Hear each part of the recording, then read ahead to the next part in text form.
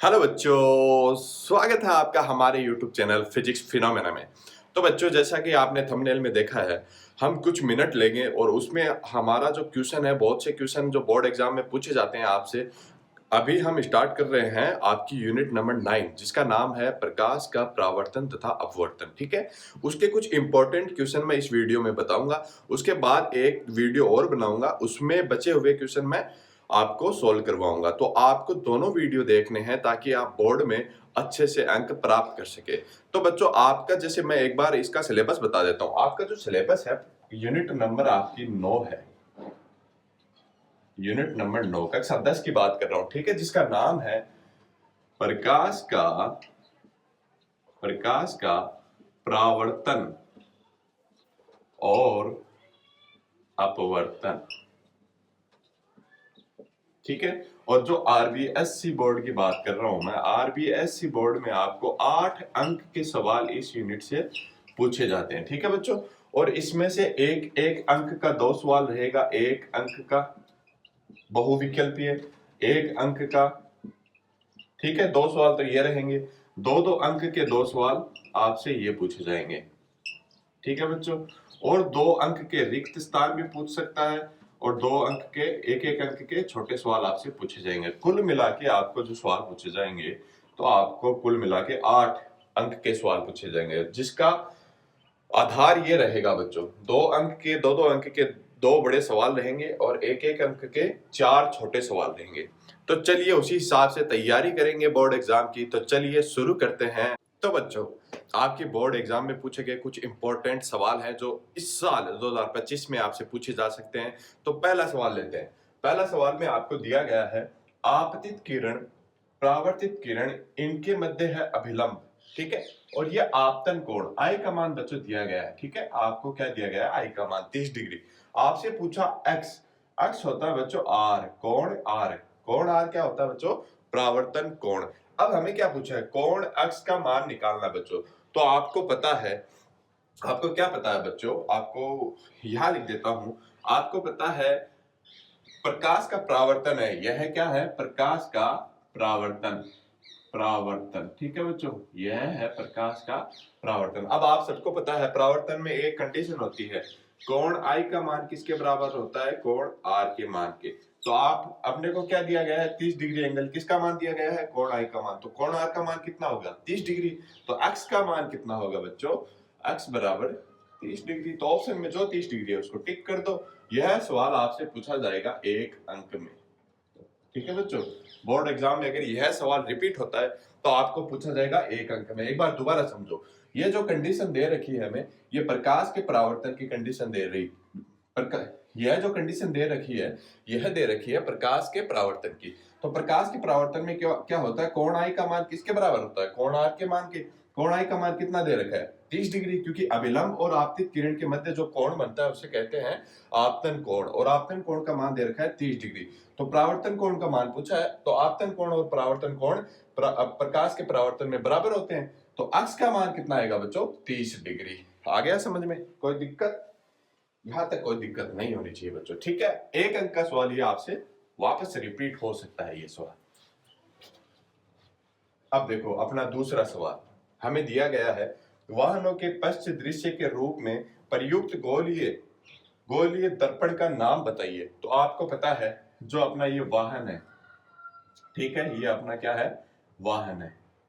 ठीक है, यहाँ पे एक कांच लगता है छोटा, एक यहाँ पे कांच लगता है छोटा। ठीक है, तो ये पूछा है पश्च पश्च दृश्य के, मतलब पीछे, पीछे का जो गाड़ी है, पीछे की जो बाइक है, उसको हम किससे देखते हैं, इन कांचों से देखते हैं।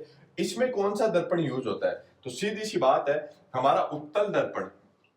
क्यों, क्योंकि उत्तल दर्पण है वह प्रतिबिंब क्या बनाता है बच्चों, छोटा बनाता है, प्रतिबिंब छोटा बनाता है, प्रतिबिंब छोटा बनाता है। ठीक है, और सीधा बनाता है। इसकी एक और अच्छी बात यह है कि यह सीधा प्रतिबिंब बनाता है। इसलिए वाहनों के पश्च दृश्य के लिए कौन सा दर्पण यूज होता है बच्चों, उत्तल दर्पण। एक अंक का सवाल यह है, बोर्ड में पूछा जा सकता है। इंपॉर्टेंट सवाल आपको बोर्ड पे लिख दिए हैं। ठीक है, अपना अगला क्वेश्चन है, इंपॉर्टेंट क्वेश्चन है, क्वेश्चन नंबर 3। ठीक है, एक बार पढ़ो आप इस क्वेश्चन को। अभी आप कमेंट सेक्शन में बता देना कि यह यूनिट आपको यूट्यूब पे पूरी पढ़ानी है क्या।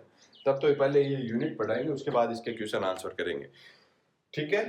तो आप अगला क्वेश्चन पढ़ो। प्रकाश अपवर्तन की घटना में यदि साइन आई का मान किसके बराबर है, ए के, साइन आर का मान किसके बराबर है, बी के, तो अपवर्तनांक का मान क्या होगा। तो आपको बच्चों पता है प्रकाश के अपवर्तन में क्या होता है, कोई प्रकाश की किरण आई, यह अपना विलंब है, इसकी ओर झुक जाता है, यहाँ पे साइन आई होता है, यहाँ पे साइन आर होता है। तो प्रकाश के अपवर्तन में साइन आई का मान साइन आर के बराबर नहीं होता है। इसीलिए एक स्नेल का नियम दिया गया था, स्नेल नियम, स्नेल नियम। उन्होंने बताया था साइन आई और साइन आर का अनुपात म्यू के बराबर होगा, जहां पे म्यू क्या है बच्चों, अपवर्तनांक, अपवर्तनांक, ठीक है। तो हमें पूछा क्या है, अपवर्तनांक का मान पूछा है, तो कर दो साइन आई बटा साइन आर। साइन आई का मान कितना दे रखा है, यहां पे लिख दो साइन आई बराबर ए दे रखा है, यहां लिख दो बराबर में साइन आई का मान कितना है, ए बट्टा साइन आर का मान बी बराबर का मान म्यू। तो म्यू का मान जहां ऑप्शन में आपको ए बट्टा बी दिखे वहां टिक कर दो। आपको ऑप्शन में दिख रहा है ए बट्टा बी। यह आपका आधे अंक, एक अंक का सवाल बोर्ड में पूछा जाएगा, ठीक है। मैं आरबीएससी बोर्ड की बात कर रहा हूँ, आरबीएससी का सिलेबस अभी चल रहा है, ठीक है। यूपी बिहार बोर्ड है, उसकी भी हम क्लासेस जल्दी लाएंगे। तो ये 3 कुछ क्वेश्चन मैंने लिख दिए थे, अभी आगे बढ़ते हैं, ठीक है दोस्तों। चलिए, तो ठीक है बच्चों, अगला क्वेश्चन आपका रहेगा प्रकाश का परावर्तन किसे कहते हैं और एक प्रकाश का अपवर्तन। यह भी बहुत बार पूछा जाता है, जो 2 अंक में आएगा बच्चों, 2 अंक में आएगा, बड़ा क्वेश्चन पूछा जाता है इससे, ठीक है। तो ये भी 2 अंक में पूछा जाता है, ठीक है। पहले हम समझते हैं प्रकाश का परावर्तन। प्रकाश का परावर्तन, छोटे छोटे गुड्डी गुड़ियों, देखो प्रकाश का परावर्तन क्या होता है, ठीक है। प्रकाश का परावर्तन यह होता है, कोई भी सरफेस मान लिया, जैसे हमारे घरों में जो कांच होता है वो मान लो, ठीक है। यहां से हमने कोई भी प्रकाश की किरण डाली, तो प्रकाश की किरण आई, इसको बोलते हैं आपतित किरण, ठीक है बच्चों, क्या बोलते हैं, आपतित किरण। और इसको मान लिया अभिलंब, ठीक है, बीच में एक रेखा खींची जिसको क्या माना, अभिलंब, ठीक है। और एक प्रकाश की किरण वापस गुजर जाती है, इसको बोलते हैं परावर्तित किरण। अभिलंब और आपतित किरण के मध्य कोण बनता है आई, और अभिलंब और परावर्तित कोण के मध्य कोण बनता है आर। अब हम परिभाषा कैसे देंगे, कोई भी प्रकाश की किरण एक माध्यम से चलकर, जैसे हवा में चलकर आ रही है, किसी सरफेस से टकराई, कांच से टकराई और वापस उधर ही गुजर गई, इसी माध्यम में चली जाती है, उसे क्या कहते हैं, प्रकाश का परावर्तन कहते हैं बच्चों, ठीक है। तो इसकी परिभाषा लिख देता हूं, कोई प्रकाश की किरण, प्रकाश की किरण, आंसर है अपना 4 का, ठीक है। कोई प्रकाश की किरण एक माध्यम से चलकर किसी सरफेस से, सरफेस क्या हो सकता है, दर्पण हो सकता है, ठीक है, सरफेस से टकराकर उसी माध्यम में